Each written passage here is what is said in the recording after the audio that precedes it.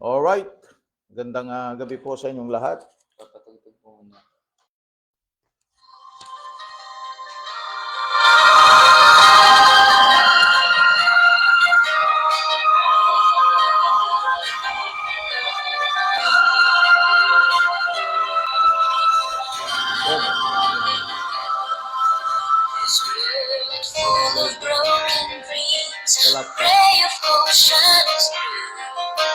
It shines beyond the pain and want. It shines for me and you. In this world where people weep and live in fear and madness. There's hope beyond this sadness through the power of God's word. Hope for all mankind. Side to wild.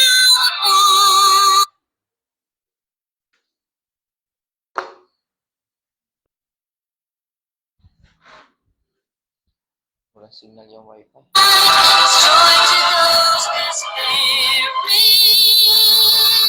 It's flowing, it's caring.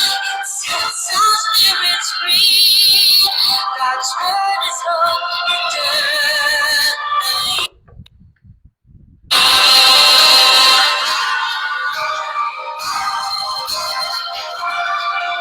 This world full of dimming lights, a mighty candle burns. The Bible is a faithful guide to darkened paths and turns.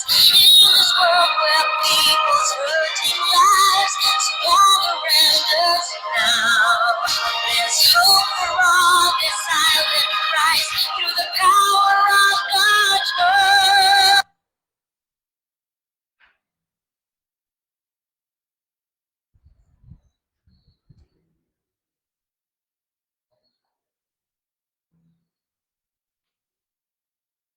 Alright, so good evening po sa inyo lahat. Welcome po sa Real KGB Believers. And we are now signing on. Okay, simula na po tayo sa ating pong pag-aaral ng salita ng Panginoon. Just we have another topic. It concerns about the condition of the earth before the rapture. So yun ang ating pag-uusapan po ngayon. At patuloy po kami nagpipray na sana po ay itong ating mga pagtuturong ito ay magsilbing pagkain sa mga mananampalataya, magpalakas sa kanilang buhay spiritual. At we are praying here na sana po ay magamit ito ng Panginoon, itong pong ating page na para po ma-reach out po yung mga lost souls. Amen. At ma-encourage sa mga Christians na sila po ay magbalik loob sa ating Panginoon, maglingkod sa Diyos. Okay, so ito po ang inyong lingkod, Pastor Jonathan Pascual. At ito po ay isang ministry, ang Real KGB Believers, ay ministry po ng King James Bible Baptist Church. Okay? So tayo po ay manalangin muna. Let us pray. Manalangin po tayo at pangunahan tayo ni Brother Luis Antonio Sia. Nakasama ko po siya ngayon. Tsaka si Brother Arjen. So ito po yung mga young, sabi nating group, younger group. Kasi yung mga older group ay naging very busy na sila. So, meron tayong younger group. Okay? Alright. So, tayo po ay manalangin. Amen. Tayo po ay sumaglit sa panalangin upang sa ating panimula. Tayo po ay manalangin. O dakilang Diyos na banal, na makapangyarihan sa lahat, na may likha ng langit at ng lupa. Panginoon, maraming salamat, Panginoon, sa panibagong araw na ipinagkaloob niyo po sa amin. At sa panibagong pagkakataon na muli, Panginoon, kami po ay makapag-aaral ng inyong pong sita. Salamat po, Panginoon, sa pagkakataon pong ito. Salamat po sa aming tagapagturo, Pastor Jonathan Pascual, na patuloy, Panginoon, na iginagawad niyo po sa kanya ang kalakasan, Panginoon, at ganoon din po, Panginoon, ang talino na nanggagaling po sa inyo po mga salita. Yes, Lord. Ganoon din po, Panginoon, salamat sa plataforma pong ito. Yep. Na meron pong kaparaanan upang may pangaral ang katotohanan, ang inyong pong salita. Ako sa marami po, Panginoon, ang maaaring makapakinig. At sa oras po nito, kami po ay nananalangin at lumalapit po sa inyo na patuloy, Panginoon, Kayo po ang mangusap sa bawat isa, sa lahat po ng kasama po namin ngayon, mga nakikinig, nanonood, Panginoon. At ganoon din po, Panginoon, kami po ay nananalangin para sa aming pag-aaral sa gabi pong ito. Patuloy, Panginoon, na mangibabaw ang inyong pangalan, ang inyong pong mga salita. Kayo po ang mapuri, Panginoon. At dalangin din po namin ang mga maaaring makahadlang sa aming pag-aaral sa oras po ito, sa koneksyon, sa Yeah. technical na ginagamit po namin. At patuloy, Panginoon, kayo pong tumulong upang sa gayong Panginoon ay hindi po ito ay makapagbigay abala po, Panginoon, upang maging smooth, Panginoon, maging tuloy-tuloy ang magiging pag-aaral po namin sa oras po ito. Maraming salamat po, Panginoon, sa lahat-lahat. Ito lamang po ang aming dalangin sa pangalan ni Jesus. Amen. Amen, amen. Okay po, so we can start now. At kunin po natin ang ating mga Bibles, King James Bible. Amen?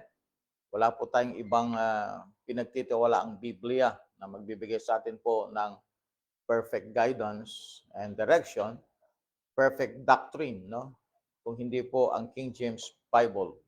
All right, so the lesson is about the condition of the earth before the rapture, okay? So the rapture is the blessed hope of the church. Sabi ng Bible do sa Titus 2:13, Titus chapter 2 verse number 13. So ito po yung hope, ito yung blessed hope ng church or ng body of Christ. Titus chapter 2 verse 13. Okay? Sabi po niya ay looking for that blessed hope and the glorious appearing of the great God and our Savior Jesus Christ. No? Dinescribe ng Bible ang rapture na ito po ay it is a twinkling of an eye, no? Sabi ng 1 Corinthians chapter 15, it is a twinkling of an eye. The last trump shall sound. Okay? And according to 1 Thessalonians chapter 4, it is the Lord's coming, no? The Lord's coming. And according to the Bible, this coming is only in the air, all right? Okay, so yung coming na yan, okay, dalawa yan, no? So yung coming for His saints, the coming with His saints. This is private, this is public, no? This is for the saints of the New Testament. The second coming is for Israel's liberation or deliverance, no? So dito tayo, we're looking forward to this. Kaya sabi ng Bible, Titus 2:13, looking for that blessed hope, the glorious appearing of our great God and Savior, Jesus Christ. So while no man knows the day of hour, okay, including the second coming of Christ in Matthew 24:36, the Bible does reveal conditions, patterns, and signs that will characterize the world immediately before the catching away of the body of Christ. No? Itong catching away na ito ay binanggit po sa 1 Thessalonians chapter 4. Pakibasa lang po, verse 15 hanggang verse number 18. Verse 15 to 18. For this we say unto you by the word of the Lord, that we which are alive and remain unto the coming of the Lord shall not prevent them which are asleep. Verse 16, for the Lord himself shall descend from heaven with a shout, with the voice of the archangel, and the trump of God, and the dead in Christ shall rise first. Verse 17, then we which are alive and remain shall be caught up together with them in the clouds to meet the Lord in the air, and so shall we ever be with the Lord. Amen. Verse 18, wherefore comfort one another with these words. All right, so the rapture is for the saints, the New Testament saints, no? May nauna ng na-rapture bago magkakaroon ng rapture ang body of Christ. May mga nauna ng na-rapture. And at ang rapture na yun, walang iba kundi mga Old Testament saints. That is the first rapture. So we have three raptures actually, no? The rapture of the Old Testament saints, the rapture of the New Testament saints, and the rapture of the tribulation saints. May rapture dito, no? So, importanteng malaman natin na may rapture muna dito. They were taken away by Christ. And then, sa rapture naman natin, okay, ito actually yung harvest. Ito yung first fruit. Ito yung harvest. Ang rapture dito ay gleanings. Okay? So yan ang bumubuo ng first resurrection. We have the rapture of the Old Testament, the rapture of the New Testament, the rapture of the tribulation saints. Yan ang bumubuo ng first resurrection. Okay? So another verse. Basahin natin, 1 Corinthians 15, verse 51 to verse number 53.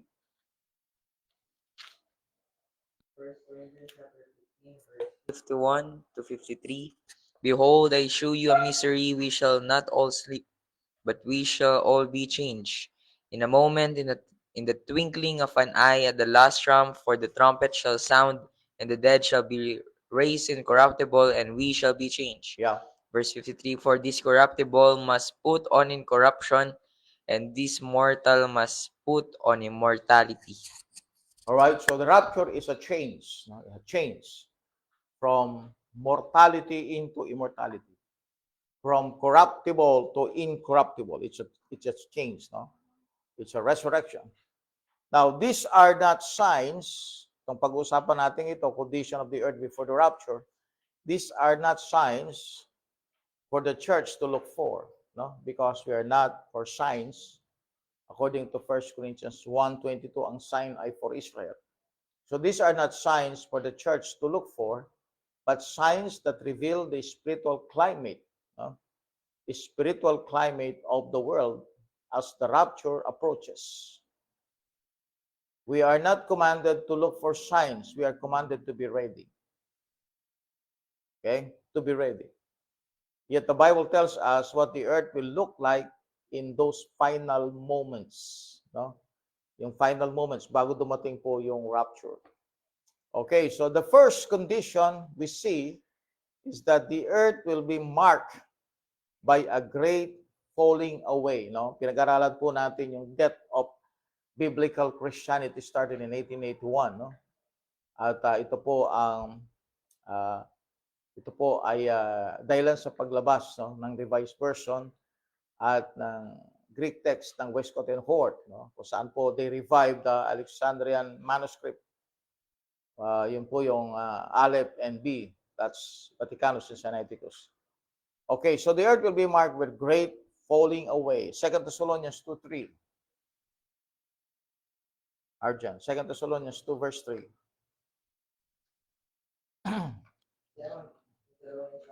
Verse 3, let no man deceive you by any means, for that day shall not come, except there come a falling away first, and that man of sin be revealed, the son of perdition. Wow.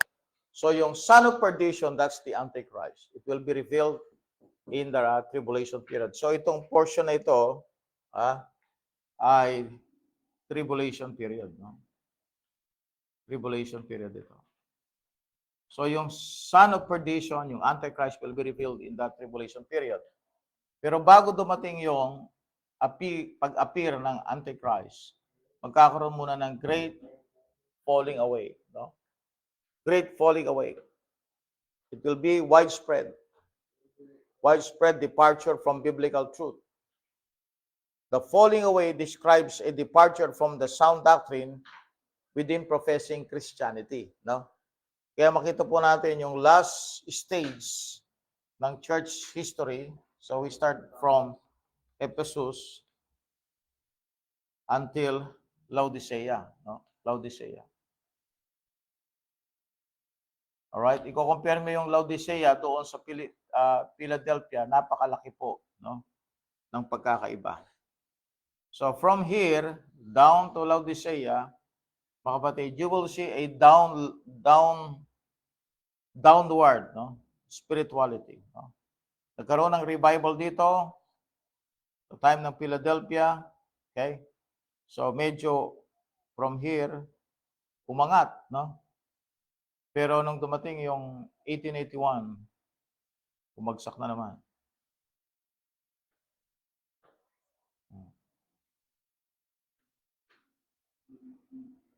Dito nagkaroon ng peak sa time ng Philadelphia. Alright? Sa time ng Philadelphia, nagkaroon ng peak. Okay? Bababa siya and then nagkaroon ng peak sa time ng Philadelphia, bagsak uli. Okay, from Ephesus to Laodicea, ito po yung makita nating curve, no? That's the curve. Pababa siya from Ephesus, pabagsak siya, and then later on, makyat siya, nagkaroon ng revival sa time ng Reformation period, the Philadelphia period. But i-compare sa Laodicea, ito mga kapatid ay itong church na ito represents a lukewarm Christian Laodicea. Okay? It will be a widespread departure from biblical truth. These are the signs of this falling away. Sabi ng Bible, sa 2 Timothy 4, verse 3 to 4, turning from truth to fables. Turning from truth to fables. Okay, pakibasa lang po. 2 Timothy 4, verse 3 to 4. Turning from truth. Mula sa katotohanan into fables. 2 Timothy chapter 4, verse 3 to 4.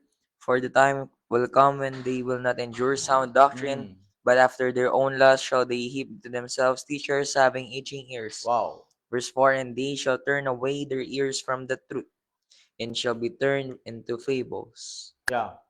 And will she also teachers who will teach heresies. No? So, yung bago dumating mga kapatid, ang rapture, kita natin mga kapatid, yung heresies, yung pagkalat ng mga maling katuruan. No? In 2 Peter 2:1, false teachers and damnable heresies. 2 Timothy chapter 2 Peter 2 verse 1.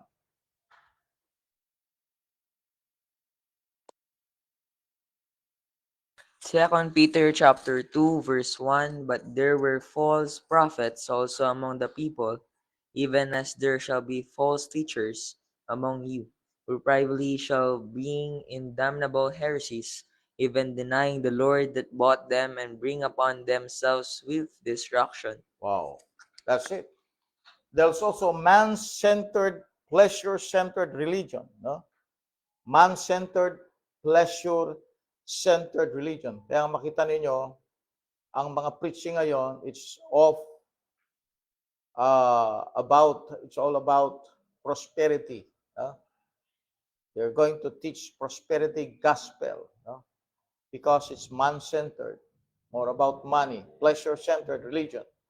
2 Timothy 3:5. 2 Timothy 3:5.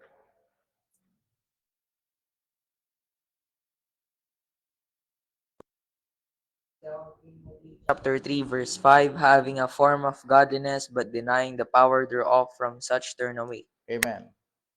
See that? False profession, no?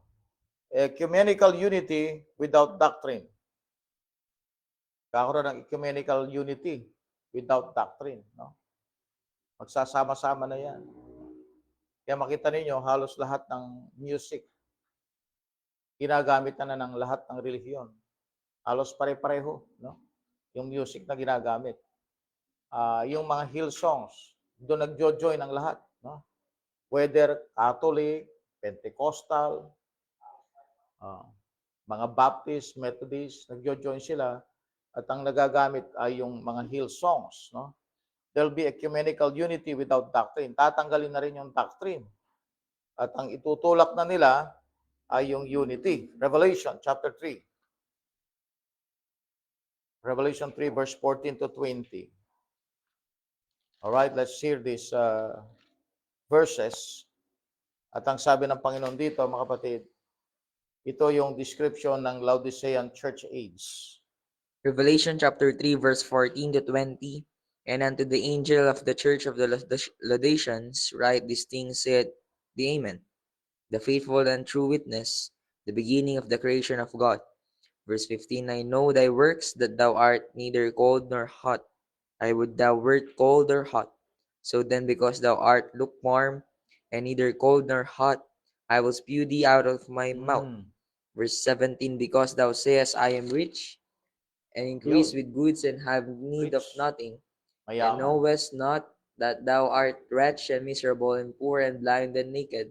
I counsel thee to buy of me gold tried in the fire, that thou mayest be rich, and white raiment, that thou mayest be clothed, and that the shame of thy nakedness do not appear, and anoint thine eyes with eye salve, that thou mayest see. Yeah. Verse 19, as many as I love, I rebuke and chasten.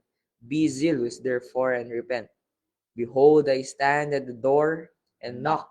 If any man hear my voice and open the door, I will come into him and will sup him, and he with me. See, if you read the Bible, sabi ng Bible, Jesus Christ is outside of the door of the church. He was kicked out, no? So yung program, punong-puno, no? Programa ng tao. Pero yung doctrine, inalis na. Yang Panginoon sa Kristo, nasa labas na siya.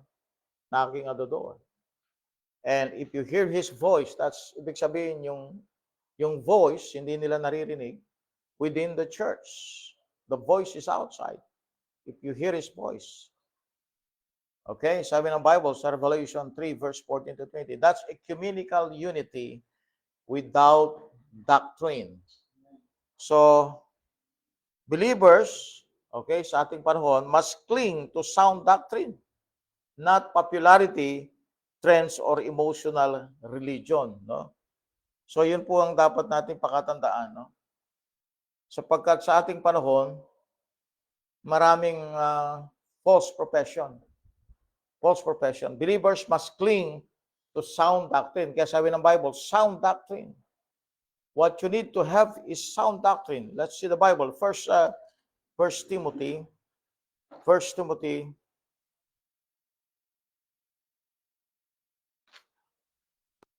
Okay, 1 Timothy chapter 4. Sabi niya sa verse 16, take heed unto thyself and unto the doctrine. Continue in them, for in doing this thou shalt both save thyself and them that hear thee. So we have to cling. No? We have to stay to the right doctrine, not popularity, trends, or emotional religion. Napakarami ngayon churches na lalaki, no? Ang tawag nila dyan ay mega church. Pero they are no more teaching the doctrine. They are more of praise and worship. Yun na lang, no? Kantahan, tugtugan, sayawan, celebration. But deep inside their hearts, they are empty because there is no word of God being preached. Most of the preachers today are motivational speakers, no? Psychologists. All right, number 2 is the earth will reflect the days of Noah and Lot. It will reflect. Ibig sabihin, mga kapatid, matutulad ito sa panahon ni Noah at saka ni Lot. Luke chapter 17, verse 26 to 30. Luke 17, verse 26 to 30. Pwede kayo magpalitan sa pagbasa. Luke 17, verse number 26 to 30.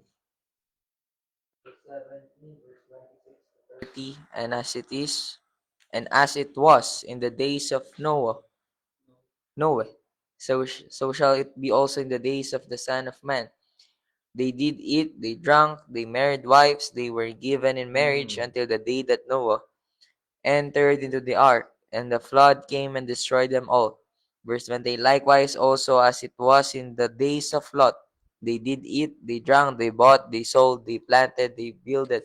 Verse 29, but the same day that Lot went out of Sodom, it rained fire and brimstone from heaven and destroyed them all. Even thus shall it be in the day when the Son of Man is revealed. Kita niyo si Noah, alright? Para siyang yung church eh, no, yung church, nasa loob sila ng ark. So they were saved from destruction, no? Ilagay mo na lahat sa loob ng ark. And then dumating yung destruction. Sa panahon naman ni Lot, inalis muna sila ng Panginoon. And then doon binagsak ng Diyos ang kanyang galit sa Sodom and Gomorrah. Is the picture of the rapture, no? Kaya nga makita natin, during that day, Jesus said His coming would mirror the days of Noah. That's in Genesis 6. Also the days of Lot. That is in Genesis 19, no? So days of Noah, violence and corruption. Anong meron sa panahon ni Noah? Sabi ng Genesis 6:11, the earth was filled with violence. Genesis 6:11. It is filled with wickedness and imagination of man's heart. Only evil continually, according to Genesis 6:5. There is corruption of morals, family, and natural order. May corruption lahat, no? Lahat ng lugar. May corruption sa morals, sa family, and natural order. Kasi yung mismong angel, sila ay nag-cohabitate. No? They left their first state and they cohabitate with women of the earth. And they produce giants. And of course, ang na-produce nilang giants are wicked also. Kaya there is a corruption of morals, family, and natural order. So in our time, kung ipaparalel natin yung sa ating panahon, there is an increasing global violence. Alam natin yan, no? Manggagaling yan sa either sa government, gagaling yan sa mga radicals, magagaling sa mga armed groups, no? Manggagaling yan doon sa mga rebels, wala ng order. There's an increasing global violence. And not only that, mga kapatid, yung mga substance na tinetake ng tao, alak, marijuana, drugs. So yun ang nagkukos ng yung judgment ng tao, mawawala na. There will be an increased global violence. There will be sexual perversion. Yun ang makita natin, mga kapatid, sa ating panahon. Sexual perversion. Malala, no? Exposed na exposed, talagang kinakaladkad, pinagngangalandakan ang kasalanan ito. Idinadala sa streets, ipinakikita kahit sa mga bata, no? Walang hiya ang mga tao pag pinag-usapan ng kasalanan. Human rebellion against God. There's a great rebellion against God sa puso ng mga tao. Yan po ang makita nating kondisyon ng mundo bago dumating ang ating Panginoon. In the days of Lot, there is immorality and rebellion. There is an open public immorality. Genesis 19 verse 4 to 5. No? Pakibasa lang natin yun. Genesis 19 verse 4 to 5. I-picture natin, mga kapatid, yung nangyari sa panahon ni Lot. Tapos i-parallel natin ito sa ating panahon. Okay? Genesis 19 verse 4 to 5. Genesis 19 verse 4 to 5. But before they lay down, the men of the city, even the men of Sodom, compassed the house round, both old and young, all the people from every quarter. And they called unto Lot and said unto him, Where are the men? Bring them out unto us. Where are the men which came to thee in this night? Bring them out unto us, that we may know them. Ulitin mga. And they Verse called 5. unto Lot and said unto him, Where are the men which came into thee this night? Bring them out unto us, that we may know them. Oh, alam niyo yung word na no? No? Yung no doon? That's sexual. No? Parang sa panahon ng si Eve at saka si Adam. Di ba? Adam knew his wife. That's a sexual thing. There is a public, open immorality. No? Hindi nahihiya ang tao. Hindi natatakot. Hindi niya itinatago yung kasamaan. Corruption of society from top to the bottom. Yung society punong-puno ng kasamaan. Sa time ni Lot, kaya sinunog ng Diyos ang Sodom and Gomorrah. Kaya sa panahon natin, ano ba yung main problem ng ating bansa? Corruption. No? There is a disrespect for righteousness. Wala na silang respeto sa katuwiran. No? Yan ang panahon ni Lot. If you're going to parallel today, there is a public celebration of sin. Public celebration of sin. No? Kita mo, pinaparade pa, may mga float pa. No? Hubot-hubad na yung mga nasa parade. And napakaraming bakla at tomboy nagsa-celebrate para sa kanilang transgender na buhay. There is a rejection of God's design for marriage and gender. Lalaki sa lalaki ay nag-aasawa. Babae sa babae nag-aasawa. Persecution of those who stand for the truth. Napakarami ngayon na nape-persecute, na nag-street preaching. Tumatayo sila. They have liberty sa kanilang bansa. They have the liberty of speech. And yet, wala silang power, mga kapatid, sapagkat mismo yung mga pulis, sila yung nanguhuli sa mga street preachers. Samantalang itong mga gumagawa ng kasamaan, they were allowed, they were given the opportunity to show their wickedness. And here, kapag tayo tumayo sa street, Binibigyan natin yung ng tao ng trucks, i-preach tayo. Ayaw. No? Ayaw ng tao yun. Ayaw ng mga kapulisan ngayon. Kaya there is actually a parallel, no, between the days of Lot and the days of Noah with our time. Okay? So sa application nito, sa buhay natin, just as Noah and Lot live separate lives, so must believers remain pure and firm. Kahit po naging masama na yung mundo nila, ha? Sa panahon ni Lot, ay sa panahon ni Noah, I should say, nanatili pa rin siyang matuwid sa harap ng Panginoon. Okay? Si Lot, na-compromise niya ang buhay niya. No? Kaya nga, kung ilalagyan natin ito ng practical application, my friend, dapat sa ating panahon, kahit gaano pa kasama ang mundo natin, dapat we stand for the truth and let us remain pure. Okay? Now, also firm to our stand. No? Condition number 3, the earth will enter a time of increased deception.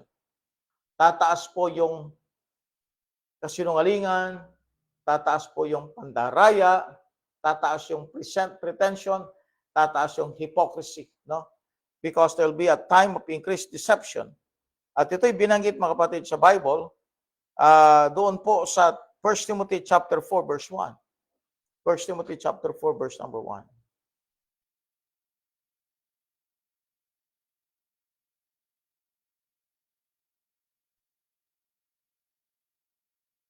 Okay, 1 Timothy 4 verse 1. Paano nila gagawin yan? They're going to they're going to teach doctrines of the devils. Okay? 1 Timothy chapter 4, verse number 1. Now the Spirit speaketh expressly that in the latter times some shall depart from the faith, giving heed to seducing spirits and doctrines of devils. See that? And then another one in the book of Jude. Alright, punta tayo sa book of Jude. Itong book of Jude, sinulat po ito para sa last days. No? Jude. You read verse number 2 and 3. Verse number 2 and 3. Verse 2 and 3. Hanggang 4. Verses 2 to 4. Mercy unto you and peace and love be multiplied. Beloved, when I gave all diligence to write unto you of a common salvation, it was needful for me to write unto you and exhort you that ye should earnestly contend for the faith which was once delivered unto the saints. For there are certain men crept in unawares, who were before of old ordained to this condemnation, and godly men, turning the grace of our God into lasciviousness, and denying the only Lord God and our Lord Jesus Christ. Amen. So papasok sila sa loob ng mga churches, no? To destroy the church. Ipupulyot nila ng false teaching ang church. Binanggit sa Acts chapter 20 na pinag-iingat tayo ng Panginoon to this kind of people, from this kind of people. Acts chapter 20. Okay? Sabi ng Bible sa verse number 28, Acts 20:28. Acts chapter 20, verse 28. Take heed therefore unto yourselves and to all the flock, over the which the Holy Ghost hath made you overseers, to feed the church of God, which he had purchased with his own blood. There you go. Amen. And now you go to verse 29. Verse 29. For I know this, that after my departing shall grievous wolves enter in among you, not sparing the flock. See that? Boy, I know this, that after my departing shall grievous wolves enter in among you, not sparing the flock. So magkukunwari silang part sila ng church, but in reality, they're going to destroy. No? Parang sila ay, sinasabi ni Jesus Christ, they are in the sheep's clothing. They are wolves in a sheep's clothing. All right, so there will be an increase of deception. No? Yung Matthew 24, verse 45, verse 11 and 24, that is actually the verse applied sa time ng tribulation period. No? Kasi yung binabanggit doon, yung Antichrist, that's the Antichrist in the time of the tribulation period. Okay? So there'll be increase of deception. They're going to use the Bible, no? but they're going to pervert the Word of God. Galatians 1, verse 6 to verse number 9. Galatians 1, verse 6 to verse number 9. Galatians chapter 1, verse 6 down to verse 9. I marvel that ye are so soon removed from him that called you into the grace of Christ unto another gospel, Yun. which is not another, but there be some that trouble you and would pervert the gospel of Christ. But though we or an angel from heaven preach any other gospel unto you Yeah, than which we have that's right. preached unto you, let him be accursed. Yeah. So Galatians 1, verse 6 to 9, binanggit doon yung false gospels. False gospel. And 2 Corinthians 11, verse number 4, sabi ng Bible, for if he that cometh preacheth another Jesus, whom you have not preached, or if you have received, you receive another spirit, which we have not received, or another gospel, which you have not accepted, you might well bear with him. So ang gospel ngayon ay gospel of works. Yan ang ginagawa po ng mga cult and other modern churches. No? Ginagawa nilang by works and salvation. Salvation is by grace. It is a finished transaction. Kaya nga sabi ng Bible, sa gospel, it is about the death, the burial, and resurrection of Christ. It is the finished work of Christ. Okay? All right. So, moral and cultural deception. Merong religious deception. Okay? So, Matthew 24 is doctrinally for Israel in the tribulation. The spirit of deception precedes it. No? The spirit of deception precedes it. So, yung Antichrist nandito na. Okay? Yung Antichrist nandito na. But the spirit of deception, no? Yung spirit of deception, nandito na siya.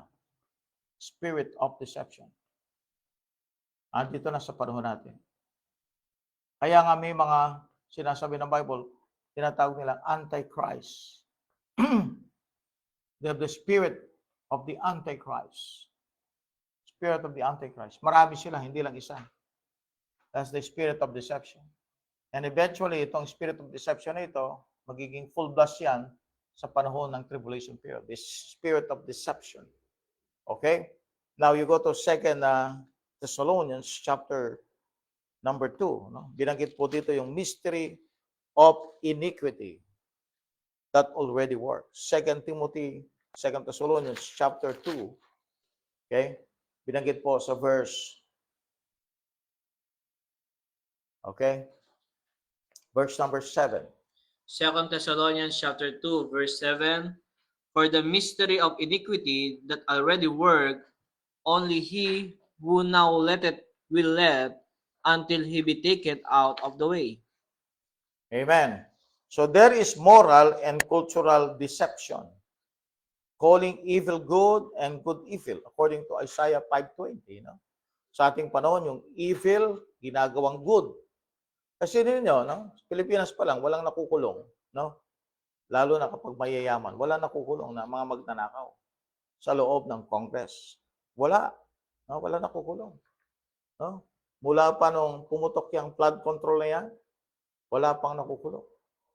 Why? Because silang gumawa ng kasamaan. Sila pa yung nagkukunuring mabuti at malinis. So there is a belief in our time na yung evil, alright, yun na nagiging good at yung good, yun na nagiging evil. Yun ang binanggit ng Isaiah 5:20. No? And this time, mga kapatid, ginagamit pati yung court system, ginagamit po yung mga law-making bodies, and they rewrite moral boundaries. They rewrite moral boundaries. Kaya nga pinapasok nila yung SOGI bill, no? Yun ay against sa moral standard ng Diyos. Rewriting moral boundaries and redefining truth. Sinasabi nila, ito yung truth. Ito yung katotohanan. But in reality, it is a lie, it is a false doctrine, it is a perversion. Yan ang tinuturo nila ngayon. They are redefining the truth. Na yung dati Iniwala sila by grace ang salvation now. Pumupunta na siya by works. Sinasabi nila na mayroong perfect Bible, na tinuturo na nila walang perfect Bible. Ha? Kaya nga, sa ating panahon, people are redefining truth. Sa mga songwriter, mga banda, those rock stars, sa kanila, as long as it feels good, yun ang truth sa kanila. Kaya kahit sila mag-drugs, kahit gumawa sila ng kung ano ng kasalanan, basta wala daw silang nalalabag na batas, wala daw silang nagagawang masama sa kapwa nila, basta sila masaya sa ginagawa nila. That is redefining the truth. Not only that, amen? May mga churches na ginagamit nila ang pera para magkaroon ng maraming mga followers, at sabi nila, para ma-save ang maraming tao, and they use money, they use other means. Kahit saan galing pa ang pera, basta makapagpatayo ng ministry. They are redefining the truth. They are not following the footsteps of Jesus Christ. Okay? So, sa ating mga believers, we must measure everything by Scripture, not culture or emotion. Dapat gagamitin natin yung Bible natin para i-measure natin kung ano nangyayari sa ating panahon ngayon. Kung ito'y naka-align sa Scripture o hindi. Kasi baka dumating ang panahon, dahil hindi tayo nagbabasa ng Bible, hindi tayo nakikinig sa salita ng Diyos, we are part of them already. Hindi natin alam. We are joining their group. And we are following their footsteps. Kasi nakita natin, lumaki sila, dumami sila, at kukopyahin naman natin yung paraan nila. Hindi po ganoon, kapatid. Ang pagdami sa gawain ng Diyos, dapat according sa will ng Panginoon.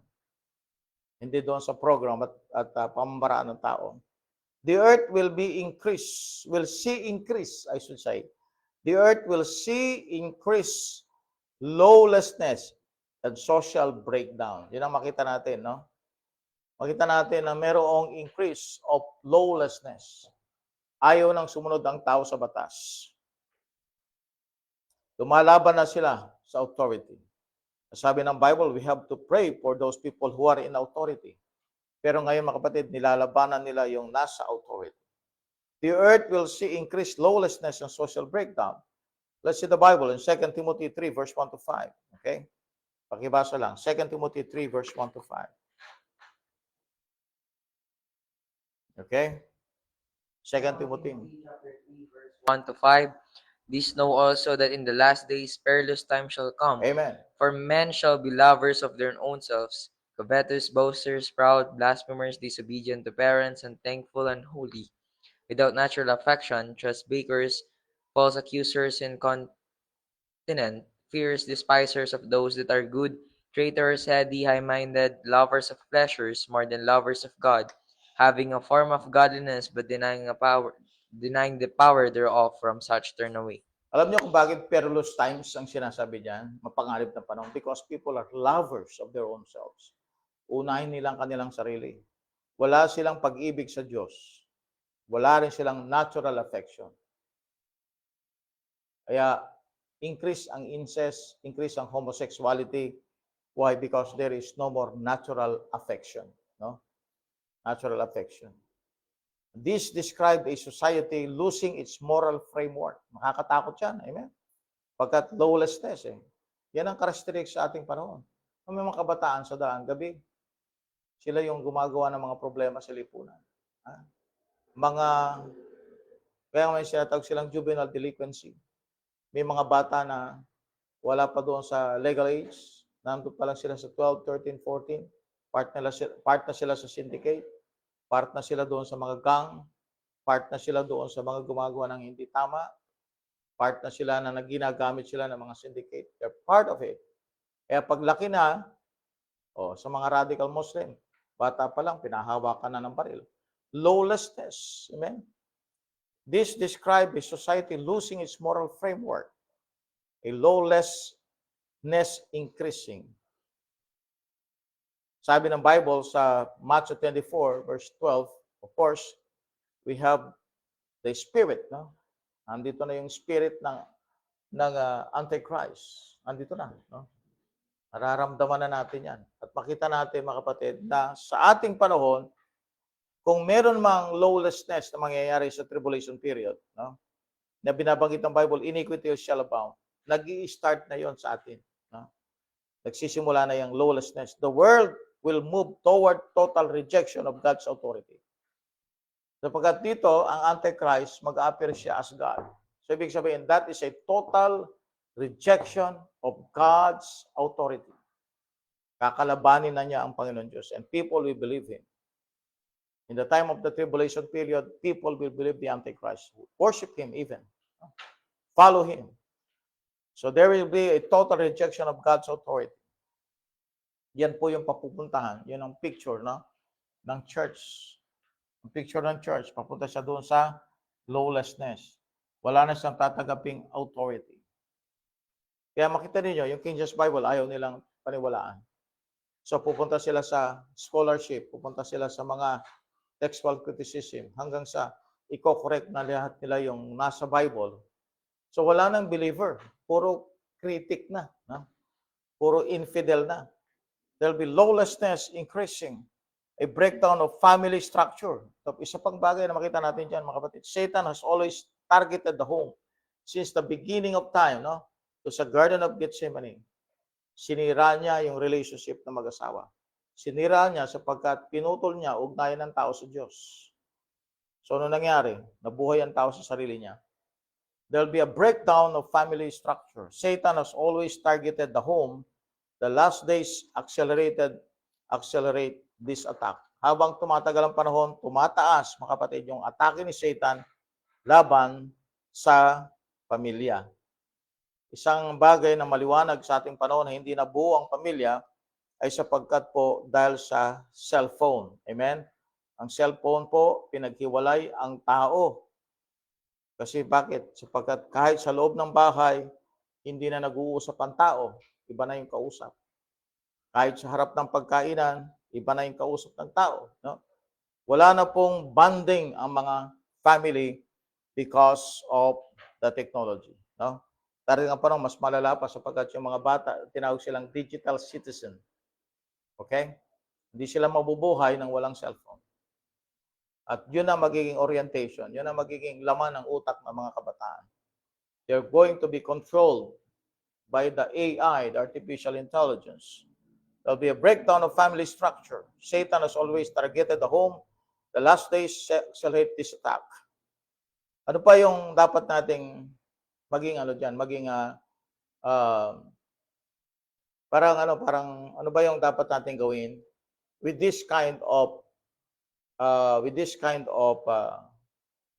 evil na nangyari sa ating panahon?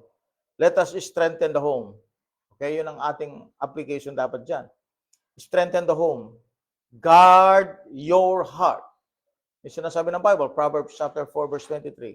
And hold fast to godliness. Yun yung piliin mo, yun yung maging ambition mo, yun ang maging goal mo.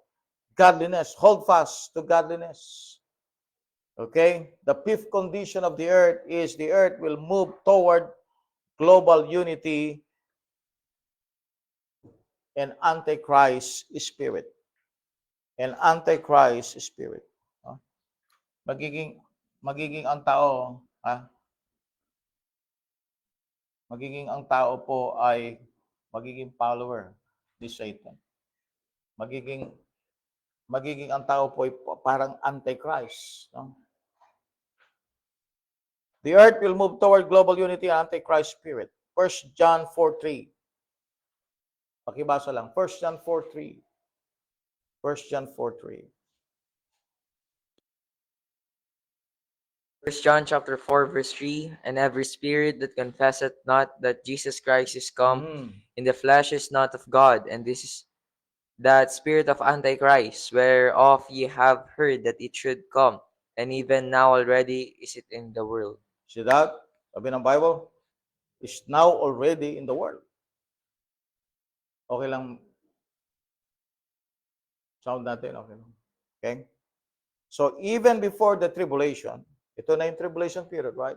Even before the tribulation, bago pa dumating ang tribulation period, the world will be prepared for the Antichrist system. No? Meron ng United Nations, may World Bank, Meron ng World of Council of Churches. Meron ng World Health Organization. World, buo, no? Isang buo, no? Kaya nga yung European Union, pinag-isa ng Europe. Yung APEC, Asia Pacific, pinagsama-sama na sila. You have the Union in Africa, and then, of course, ang communism in China at Russia. No? Pagdating ng panahon, they're going to join each other against Israel. Yan po yung mangyayari sa time ng Antichrist. Okay? So there is a global unity through communication and connection. Yun. Pinag-isa tayo ng internet. The Antichrist will ultimately rule globally according to Revelation 13. Kaya nga mayroong pong mark of the beast. At ang gagamitin ng Diyos, ang gagamitin ng devil, I should say, para maging mabilis na ma-spread yung mark of the beast na yan is through the technology that we have today. It's all prepared, man. The earth is already preparing through global networks, worldwide communication, kaya kinan nyo, WWW, worldwide wickedness, WWW, global networks, worldwide communication, unified economy or economies. Global yan, unified. No? Darating ang panahon, isa na lang yung currency. No? Magiging cashless na. Yung currency na yan, kaya nga nabubuo yung tinatawag na ng digital currency. Oh. Letter B is growing hostility toward biblical Christianity. Growing hostility toward biblical Christianity. There'll be increasing censorship, pressure to compromise truth, and rising persecution. So, hirap na hirap mong sabihin, i-vocalize ang iyong faith sa ating panahon. So-suppress nila. No? Sa school, sa mga workplace, sa lahat ng area, mga kapatid. Sasabihin nila, offensive yan sa ibang relihiyon. Yung sabihin mo yung word na Jesus o yung name na Jesus. Offensive yan. Sa Canada, sobrang dami ng kanilang batas laban po sa pangangaral ng salita ng Diyos. The practical application, the church must stay focused on evangelism and discipleship while resisting compromise. Alam niyo mga kapatid, kung hindi po tayo magre-resist at hindi tayo tatayo at magpipreach, balang araw kasama rin tayo dyan sa global unity na yan. The church must stay focused on evangelism. Dapat, sige, kahit na ayaw na ng iba, sa loob ng church natin, dapat diretso tayo pumunta tayo sa street and preach the word of God. We must be focused on witnessing. The condition number 6 is that the earth will see a weak, lukewarm church age. Yan ang tinatawag nating Laodicea kanina pa, no? Revelation 3 verse 14 to 20. The final church age is the Laodicean age, characterized by what? Material wealth, but spiritual poverty. They are poor and blind and naked, satisfaction without holiness. Christ standing outside the church, knocking the door. Wala na si Kristo. Lumabas na siya. Sapagat yung program na ang nangunguna. Wala nang leadership ang Diyos sa mga churches. This is the condition immediately before Christ takes His true saints home. Kung makita natin mga kapatid yung Laodicea, ongoing na, what's next? Rapture. Rapture is next. All right? So, be a Philadelphian believer in a Laodicean age. Because ang Philadelphia ay faithful, biblical, and Christ-centered. Amen? Yung Philadelphia ay biblical siya. Christ-centered. Yung period na ito, Philadelphia, before the Laodicea. Kaya nga yung King James Bible natin, nagawa sa panahon ng Philadelphia period. Okay? Now, last is growing anti-Semitism. 'Di ba naging ang UN in 1948, okay? Ni-recognize nila ang Israel as the state, as one of the state of the of the world, 197 states of the world. Recognize po nila ang Israel. Isa sa mga state. Pero since then, start na po yung galit ng tao. Usually sa mga Muslim areas, galit sila sa Israel. Ngayon, dinala nila yon sa US, dinala nila yon sa Europe, dinala nila yon sa kung saan-saang lugar. In Canada, Australia, yung galit na yun, yung hatred na yon. At maraming na-encourage, na-influence, na lumaban sa Israel. Darating ang panahon, ang Israel will be all alone. Ang kanyang great ally ngayon ay yung Amerika. Pero alam niyo mga kapatid, mabe-break yung covenant na yan. Meron silang peace treaty. Meron silang alliance. Pero mabe-break yan. Dahil sa Antichrist. Okay? So, pagdating ng panahon, mga kapatid, all alone ang Israel, atakin siya ng lahat ng bansa. At kaya nakita na natin ngayon, there's a growing, continuing anti-Semitism. Malalim yan, mga kapatid. Matagal na panahon na yan. Yung anti-Semitism. Sapagat yan, galing yan sa puso ng Diablo. No? Since the beginning sa Genesis 3:15, narinig niya sa Panginoon Diyos na yung seed ng woman, dudurugin niya yung seed ng serpent. Sabihin, magiging enemy nila yung manggagaling doon sa woman. At makita natin yung line ng woman na yon, yung line ng seed ng woman na yon, ay doon sa nation ng Israel lalabas. Yung Messiah manggagaling sa Israel. That's why the devil hates the Jew. He hates so much the Jew. All right, in our conclusion, the earth before the rapture will look dark, chaotic, and spiritually blind. But all of this points to the soon coming of Christ for His church. Amen? You have to thank the Lord. Amen? Kung nangyayari na yan, mga kapatid, you have to thank the Lord. Ang ibig sabihin nito? Okay, anong ibig sabihin nito? Christ is coming soon. And He is coming soon. Malapit na ang kanyang muling pagbabalik. Pabalik na siya. Amen? At nakita natin, ang mga bagay nito ay nangyayari na. So the signs are not for us to fear, but to prepare. Okay? Itong mga nakita natin ito ay hindi dapat katakutan, kundi dapat paghahanda. The darkness is not for us to dread, but to shine in. To shine in. As the word prepares for Antichrist, the church must prepare for Jesus Christ. Ang mundo, mga kapatid, naghahanda sa pagdating ng Antichrist. Tayo naman naghahanda sa pagdating ni Kristo. Amen. Kaya, be ready for the rapture. Amen? Be ready. No? Practice nyo ng gumagano, no? Kasi yung paglipad ninyo, malapit na.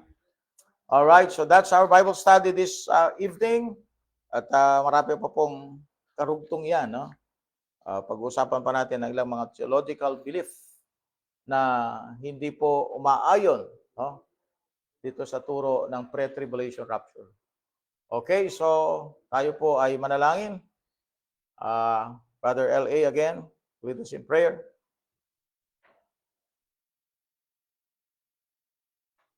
Pray po tayo. Amen. Tayo po yung manalangin. Dakilang Diyos na banal na makapangyarihan sa lahat na may likha ng langit at ng lupa. Lord, Amen. salamat po sa oras po nito.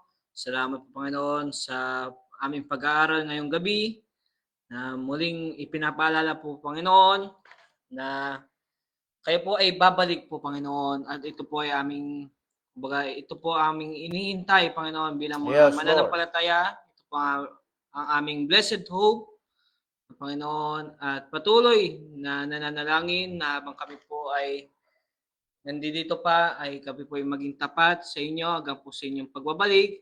At salamat po, Panginoon, na wala pong mga naging problema sa aming pag-aaral po ngayon. At salamat din po, Panginoon, sa mga nagbigay ng oras sa gabi pong ito, sa mga kasama po namin sa online.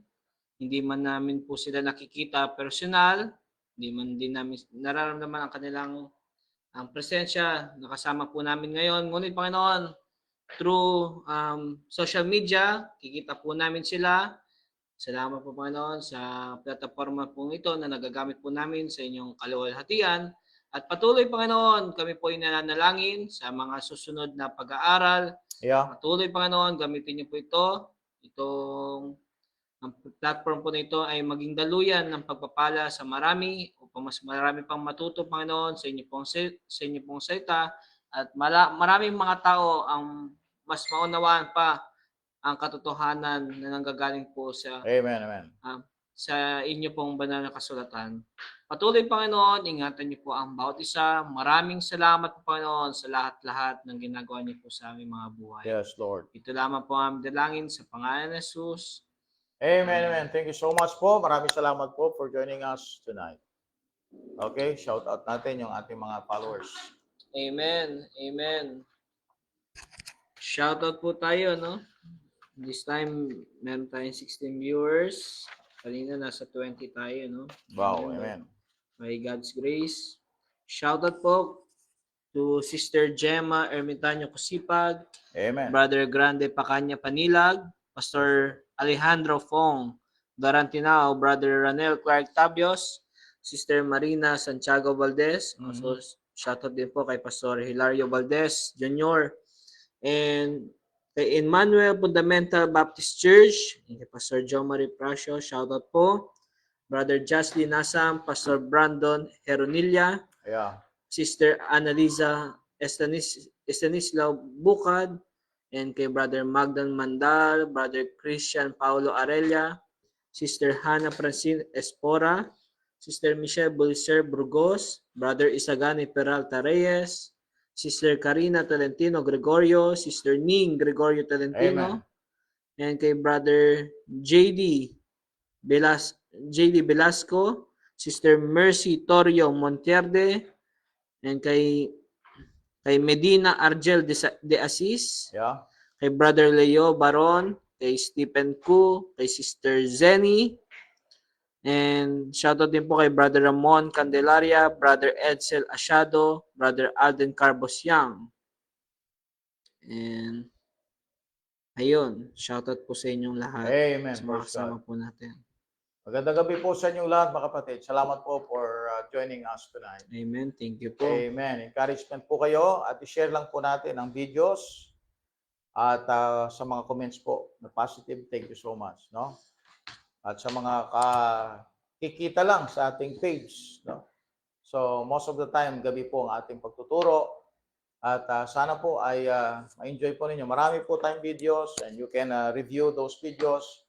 Our At YouTube. kung may mga question po kayo, gusto po ninyong i-discuss natin sa Real KJB, ay inyo pong sabihin nyo lang po, mga kapatid.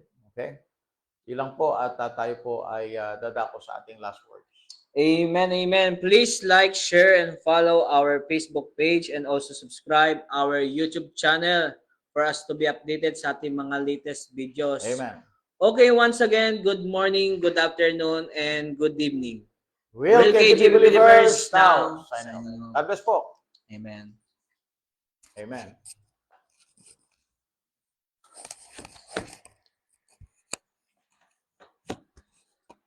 Amen. Thank you po. Marami pong salamat for joining us tonight. Pagigyan po natin ang ating pong music sa panghuling music natin. Walang internet. Wala namang internet.